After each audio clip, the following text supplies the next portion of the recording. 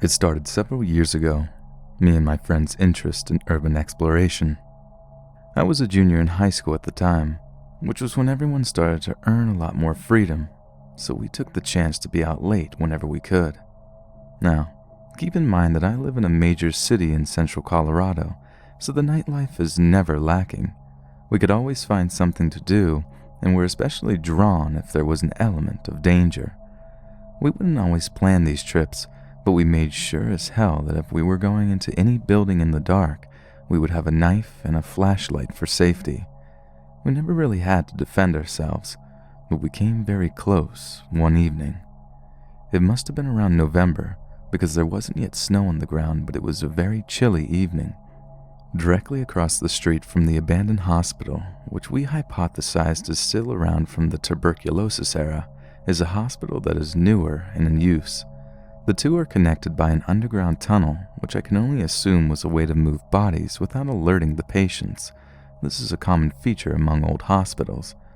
We had been inside the hospital a few times, but never found anything strange, only the occasional signs of others having been or lived there. What was piquing our interest that night was the abandoned library next door to that hospital. It was connected, but only by exterior walls. To get inside, you could not cut through the hospital, but instead had to hop over a tall wall and climb a very high fence. A few of us had backpacks containing the aforementioned safety precautions and a couple of bottles of water, so nothing too heavy or valuable that would get damaged when tossed over the obstacles before us. A little ways off the road, it was dark if you clung to the buildings. We did for a while before stepping behind a small patch of shrubbery, which we determined was an easy way over the first wall, since the only other way to gain access was by a chained, unclimbable gate at the bottom of a set of steps facing away from the ledge. Both were parallel with the library, so when tucked back in that corner behind the bushes, no one could see us from the street. I don't believe I went first, but I did not remain behind to be last over that wall. It was too high up for me to jump and haul myself over, so I resorted to stepping on a pipe jutting out somewhere lower along the wall. It gave me a bit of a needed boost, and soon I was up and over, moving into the library's courtyard. Another girl and I waited for our two other girlfriends to join us. Upon an initial glance over the courtyard, there was no obvious way in. To our right was a dilapidated fountain, which I took joy in imagining spring forward a spray of water from its detailed stonework in the brighter summer months, people laughing and talking with the surrounding trees bringing them shade. Now, however, it had been in long disuse, and the earth at our feet was cold and hard. There were no signs of another soul for years, save the 15-foot chain-link fence directly in front of us separating the courtyard in half. I could tell it hadn't seen the same weather as the rest of the courtyard because the metal showed no signs of rust. That must be our way in, we agreed, because with a fence like that, someone obviously wanted to keep us out. We hurled our bags over the fence, hearing them clank on the ground rather silently due to their lightness. I was the third over because I have a slight fear of climbing, and it took me a bit to mentally prepare myself. I made it to the top of the fence in short time, then sat at the top straddling it with a leg on either side. I had two girls on the other side in front of me and one behind me who was telling me to hurry up. I spent a good couple of minutes up there doing another mental preparation and some deep breathing, then climbed down to wait for the last girl. At the time, I was thinking that had been one of the scariest things I've done in a while, because I tend to avoid climbing at all costs. Of course, this is an irrational fear, as I have never fallen, but that phobic fear didn't even compare to what happened next. The last girl's feet hit the ground, and all four of us split up in the smaller half of the courtyard, looking for any kind of entrance. We decided that breaking a window would be too loud and draw unwanted attention, not to mention we could get really cut up. So that wasn't an option. Searching for a little longer, we didn't find anything that looked remotely plausible, until we found a grate near the base of where two walls met. I couldn't believe we hadn't noticed it before, and upon closer inspection the grate was already moved slightly from its resting place, so it would be easy to lift the rest of the way. The smallest and least fearful of our group went first. After moving the grate, there was a small drop down. It was no more than 3 feet down and 2 feet wide, but inside there was another drop down where we could see into the library basement. She hopped down into the small square landing, only to almost immediately freeze. We looked amongst ourselves, wondering what was wrong. "There's a guy down there," she said. "What? Where?"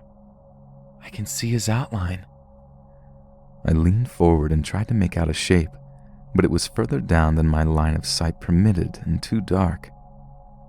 "Hello?" she called out. He responded the same, asking who we were. "Just a couple of chicks," she spat out bluntly. What he said next sent chills down my spine, and it was as if I could feel the darkness radiating out of that hole in the ground. All of a sudden it was very still and quiet, like that darkness had spilled out and weighed all of us down in that gloomy courtyard. He said in what I can only describe as a lustful tone dripping with ill intent, "I'm addicted to following the sound of women's voices." My friend looked over at us blankly, but there was nervousness underneath, unease. Something in his voice sounded like it wasn't an empty threat, like he wasn't just saying something creepy to get us to leave. She looked back to where he was and said lowly, "That's not cool." The man under that dark earth began laughing maniacally, and not in the kind of way a really good actor does, and the way that we could feel his utter insanity hit us like stale air. We looked at each other for what felt like hours in that gloomy courtyard, but I knew it was only a couple of seconds, because we all exchanged without even speaking that we had to get out of there. And now, I was not about to risk some nutcase coming after us, even if we did outnumber him. The friends scrambled up out of the landing, and I was never over a fence faster in my life. 15-foot potential fall, and I didn't even have time to think about it. We didn't stop running until we were on the street and halfway down the block out of breath. I can still hear that maniacal laugh.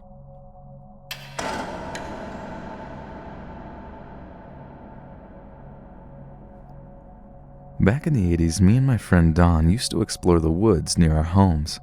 One time we discovered an old trailer someone had dumped in the middle of nowhere.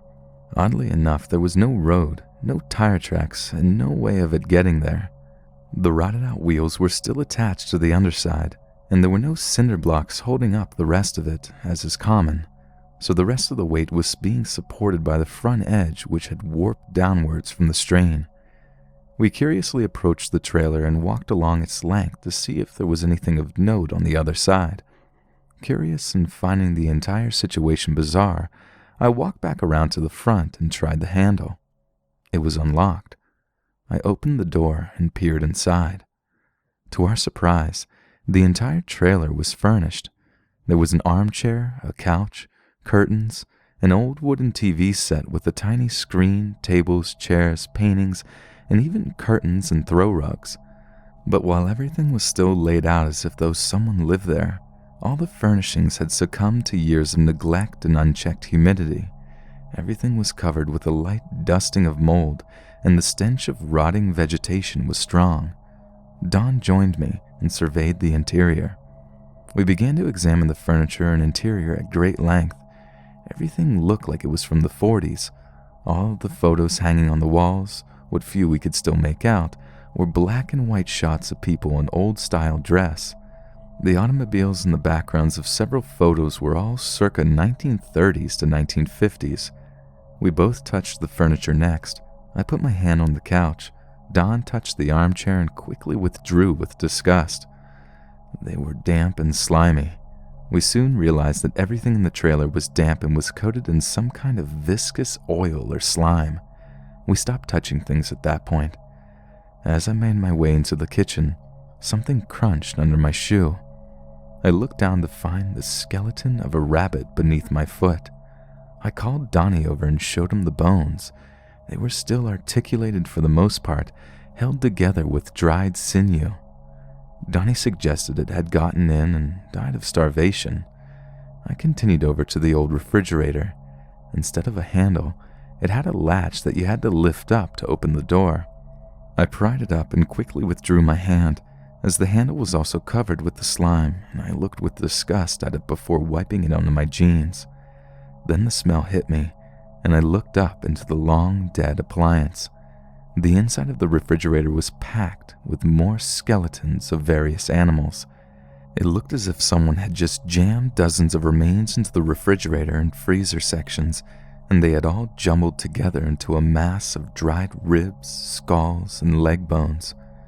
When Don saw it, he started to swear and wanted to leave. Who the hell would put dozens of skeletons into a refrigerator in a trailer in the middle of nowhere? I made light of the situation to ease the tension. As I looked longer into the mess of tangled bone, I glanced over at the oven. I could see through the crusted oven window the now familiar bits of yellowed animal bones. I grabbed the oven handle and opened the door to another tangled mess of bone and flesh.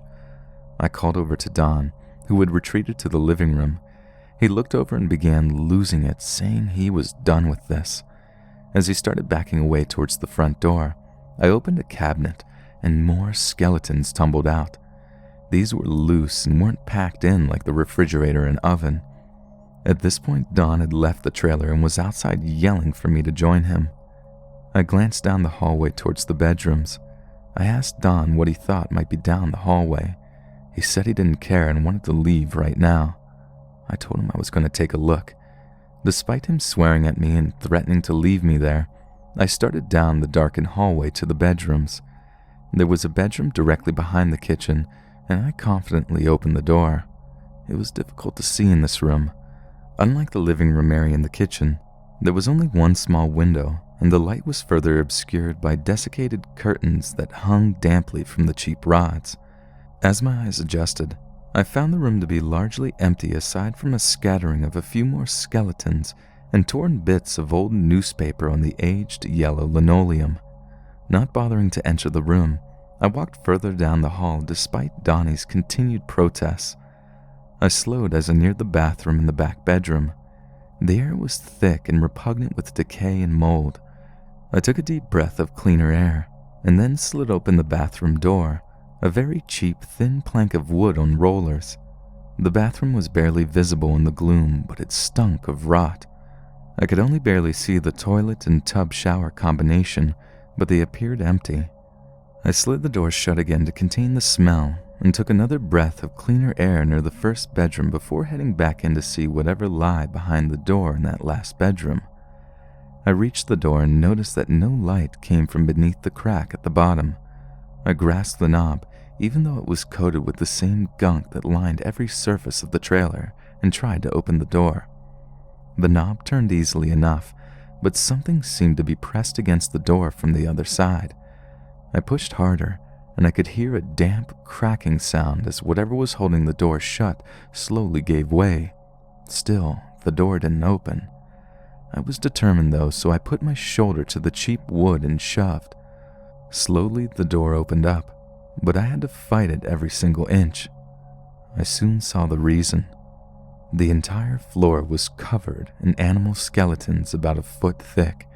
There was not a single inch of the floor space that didn't have that strange, tangled mass of animal remains. Things were much more damp in this area, and the corpses seemed to grow into the walls. The bones were larger too. The animals in this room were larger. Dogs, it looked like, and deer in addition to the rabbits, raccoons, and others. The only area clear of bodies was the arc where I had forced the door open.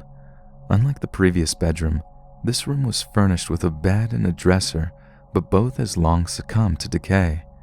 The bed frame had survived, but the mattress, or what was left of it, was nothing but an uneven mass of various molds and fungi. The dresser has collapsed in on itself and also had various mushrooms sprouting from its legs and exposed shelving. The massive bones seemed to pour out from beneath the bed in a flood of decomposition, while a surprisingly luxuriant black mold had spread upwards to engulf the black wall, then across the ceiling toward the one window. I discovered the air was completely unbreathable and staggered backwards towards the kitchen, choking on the spores. No doubt to Don's relief, I headed back outside to get out of the putrid air. I leaned on the side of the trailer, coughing and choking for several minutes. As I was slowly able to breathe again, the implications of what I had just seen began to pique my curiosity once more. The skeletons were piled up against the door, so how exactly did the skeletons get there in the first place? The window? I walked along the span of the trailer to the window of that back bedroom. I could still smell the stinging reek of the mold in my nose. The window was shut, but the glass was shattered. Someone must have been forcing animal carcasses through the window. Don asked what I'd seen, and I told him. He didn't like my revelation one bit and just wanted to leave as quickly as possible. So we went home. Months later, I tried to find the trailer again, but either couldn't remember where it was or someone had removed it. Whatever happened to that trailer of bones, I'll never know.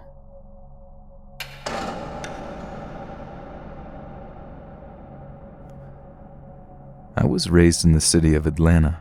There is lots to explore, and we find more places every day. Much of what we find is outside of the metro area. We use Google Earth looking for abandoned shacks, buildings, and other things. Then we go explore. So yesterday we found a little home that looked completely torn down and wanted to check it out. So we walked through some woods during the midday and arrive. As usual, we knock and yell, announcing that we are here and aren't robbers or cops. We have stumbled upon people robbing copper from abandoned houses multiple times, and it's better to let them know you are there than to run into them. Nobody answered, so in we went. We weren't scared. We have done this type of stuff a lot and barely ever come across unusual things. So as we start searching, we notice the floor feels hollow. We peeled back a smelly rug and found a little hatch. No way in hell is this happening, I thought. My brain is freaking out. Part of me has seen enough horror movies to know not to go in. The other half knew this is what any urban explorer would dream of. So I open it. There's a small staircase. It was folded up, kind of like the fold-up ladder people use to get into their attics. The three of us climb down in. First, there is an old rotten bag of Lay's. There were bugs inside and no chips. Using rubber gloves, I pick them up.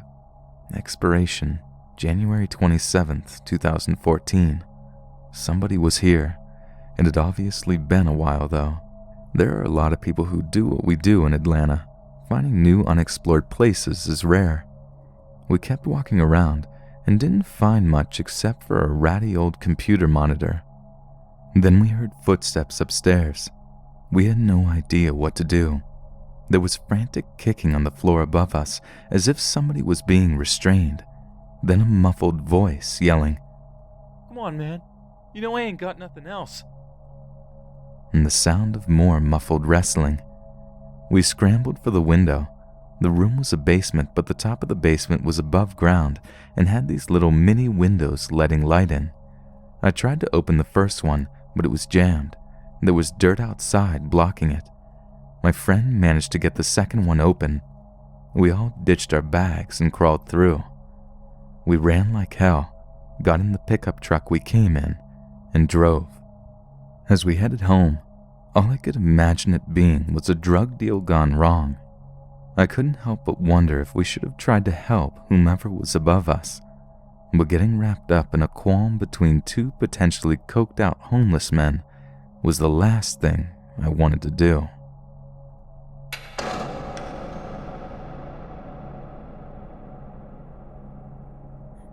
I'm big on urban exploration.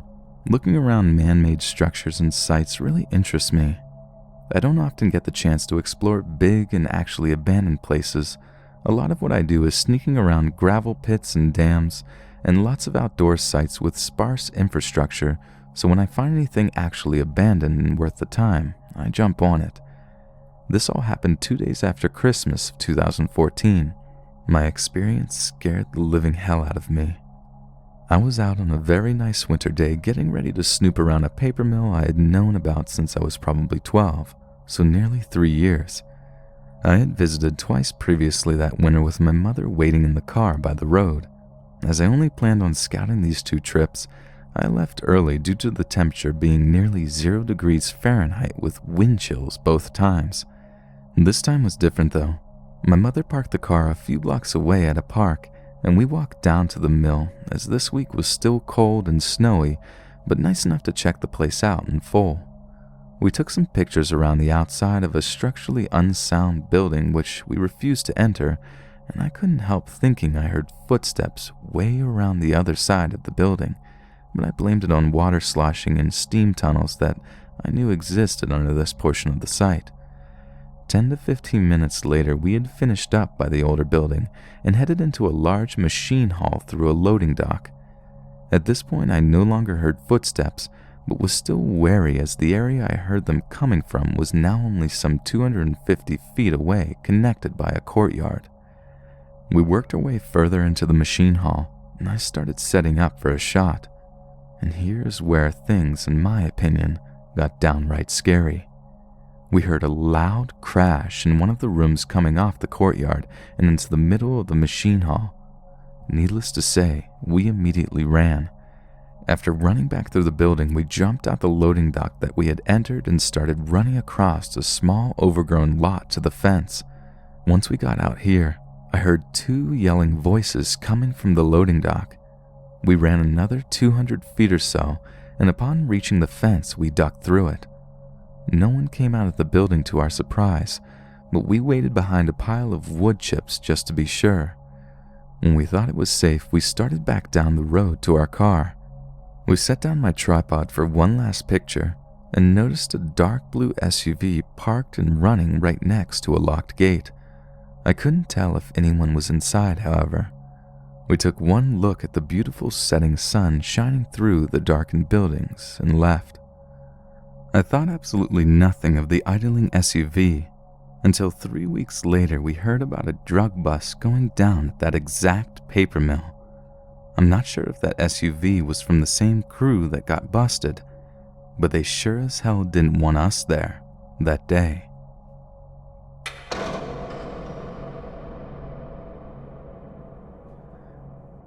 This happened when I was about 12 years old. My friends and I used to ride our bikes all over Hell's Half Acre, and we lived in a neighborhood bordering East Cleveland that got a lot of spillover crime from the ghetto, most of which were high school-age kids in gangs committing senseless crimes. Lots of murders, lots of robberies. I even had one friend whose mother was in the wrong place at the wrong time and was killed by a stray bullet from a drive-by shooting. I guess our town wasn't the best neighborhood, but it wasn't the worst either. So I had saved up my money from birthdays and holidays and saved up enough to buy a new mountain bike, and it was pretty badass, although I believe it was only like $200, but it was the first thing I ever saved my money for and bought for myself. Naturally, I wanted to take it in the woods and rip some trails, but being in an urban environment, all we had nearby were some small patches of woods. A few years prior to this, I ran away from home and got lost for like 4 hours before stopping at a gas station and calling my dad, who was the reason I ran away from home in the first place, to come pick me up. The reason I got lost is because I turned off the road behind the local post office and went through a pretty big lot, the biggest I'd seen in the area, and when I came out, I was not anywhere I recognized. So anyways, I called up my friend who also had a mountain bike, and I told him about the wood lot. We decided to go rip the trails. When we arrived at the post office, the scene was pretty much the same, except they had it fenced off with probably an 8-foot fence and barbed wire, not the looping razor wire that's impossible to climb that you see in prisons and military compounds, but more of the conventional just keep yourself at distance type of barbed wire. Luckily, there was a small cut in the fence that we could sneak through with the bikes without having to challenge the barbed wire, although our urban exploration had brought us over many barbed wire fences, so we were accustomed to getting over them unscathed, but never with bikes. So we snuck into the woodlot and got on our bikes and headed down the trail, which was on a downhill decline. As we just started to pick up speed, we were not even 50 yards into the lot when we saw ahead of us, probably another 50 feet, a group of 8 to 10 older black kids, all tatted up and not dressed like they were there for a camping trip. Baggy clothes, jeans in the summertime, do-rags, etc. They were just standing there around a fire, smoking cigarettes or something else. We stopped and looked at them for what seemed like only a few seconds, and they seemed to notice us immediately. At first, they started yelling to us to come over to them. Neither of us moved. We were both good kids with good families, and we knew that this was not a situation that we wanted to be in. They began getting more aggressive as we didn't respond, and the "Hey, come over here," turned into, "I said get the fuck over here." At this point, my friend and I looked at one another, knowing they wanted to steal our bikes and probably beat us up, hoping one of us had some kind of escape plan, and when we looked back to see what they were doing, we saw two of them running at us. We flipped our bikes around and took off back towards the fence. We were pedaling uphill, so we were going slower than we would have if we were on foot. I was in front, and I jumped off my bike and ran with my bike in tow beside me. My friend followed suit and did the same. We were covering ground faster on foot since we were going uphill and couldn't gain any momentum on the bikes. We get to the top of the hill, and we're greeted by the barbed wire fence.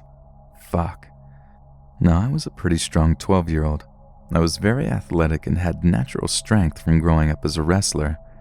We wasted no time looking for the opening because it was well hidden and a pain in the ass to get through, so I just grabbed my bike and threw it over the fence.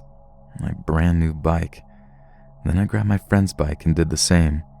We scaled the barbed wire and jumped down from the top and into the parking lot where our bikes lay to strew, and hurriedly picked them up.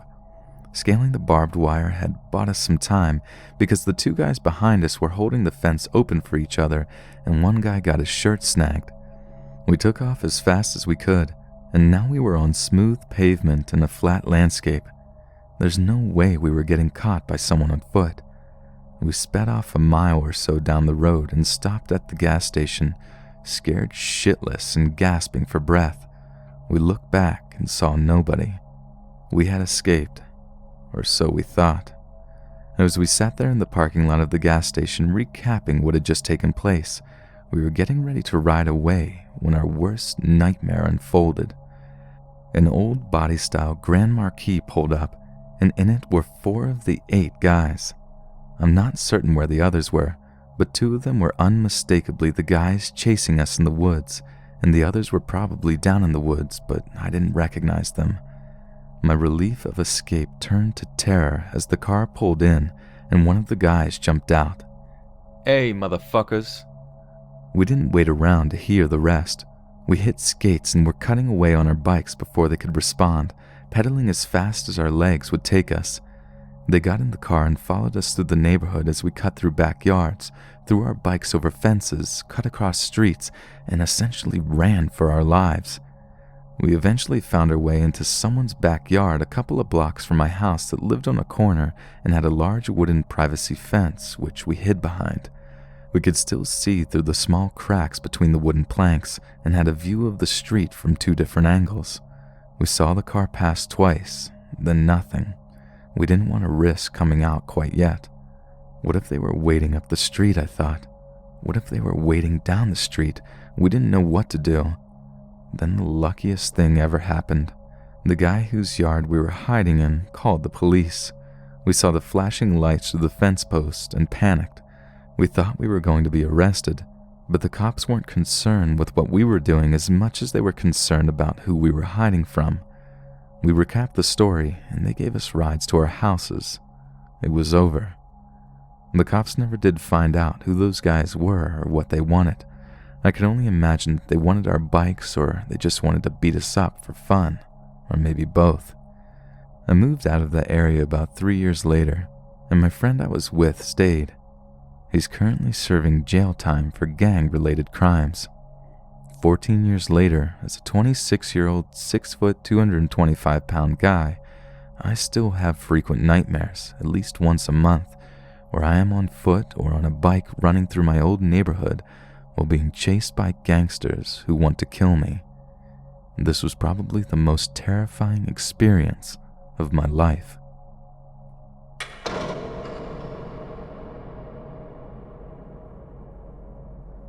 The complex corridors of this abandoned asylum were the idea behind its design. It was done to confuse the patients, and if they were confused, They were more likely to stay in their common area rather than exploring the labyrinth of walkways and stairs. It was getting late, and I remember the rain, which was pouring, and the wind was blowing steadily. After a long journey, the asylum finally stood before me. The plan was just to get in, get some shots using specialized lighting, and then get out again. The door was partly open, as if they were awaiting a guest. I thought about this for a while and laughed before entering the grand reception. Any photographer knows that feeling when they have a new canvas to play with, and this was no exception. I started making notes on areas to visit so that I didn't lose time by walking through the entire asylum. I'd been scouting for around 25 minutes when I first heard something. I was walking down a corridor which ran the entire length of the asylum. It was the one place that connected all of the buildings, the meeting place of many complexities. The corridor was sectioned by heavy-duty fire doors. I know a little about this type of door, and it takes a significant amount of effort to move one and approximately 20 seconds to close. When it closes, it makes an unmistakable thud. In an abandoned place, you can hear a pin drop, so when the corridor was filled with that exact thud, I knew I wasn't alone. My mind tried to come up with every logical explanation possible. Pigeons? Nope, they can't move fire doors. An animal? Nope, not them either. Wind, perhaps. There wasn't even a breeze inside this place. Okay, I thought. It must be another person. Maybe a copper thief. Probably. Hopefully. I continued to move, much more delicately than before, mostly looking over my shoulder instead of where I was going. The next thing that happened stopped me, dead in my tracks. The heavy footsteps were calm and well-timed. I knew whoever it was already had a minimum of 20 seconds on me, so I decided to do what anyone else would: leave. Taking the left-hand corridor would lead me to the joining corridor, then up the stairs, take a right, and the exit is right there. I moved quickly and quietly, following the directions in my head, and then... Wait, what? Pausing for a breath, heart beating faster, I could hear the sound of footsteps getting quicker, getting louder. The reality hit me hard. My directions were wrong. I hadn't been to this part of the asylum before. My mental map disintegrated and the footsteps were so close they must have been where I was standing just before I decided to make a break for it. Panicking, I burst into a run, abandoning all hope of being silent in my escape. Making the typical horror movie mistake, I took the next door, which happened to be one of several patient cells, and hid myself around the back of the door. With just the sound of my heartbeat exploding in my eardrums, the sound of the footsteps disappeared. At that time, I was hoping to hear a security guard's radio or a calming whistle, anything that would help me figure out what was behind the footsteps.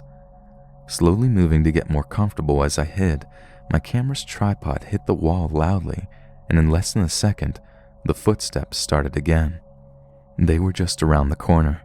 I braced for impact. At least I would get to find out who this was.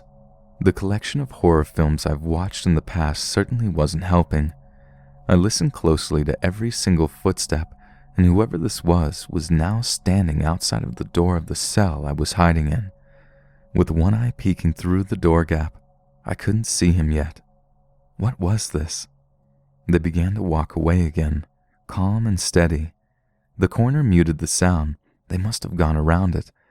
My desire to find out what had been following me wasn't as strong as my desire to stay safe in the cell, so I stayed and listened to the footsteps getting further and further away, followed by the familiar thud as the fire door closed.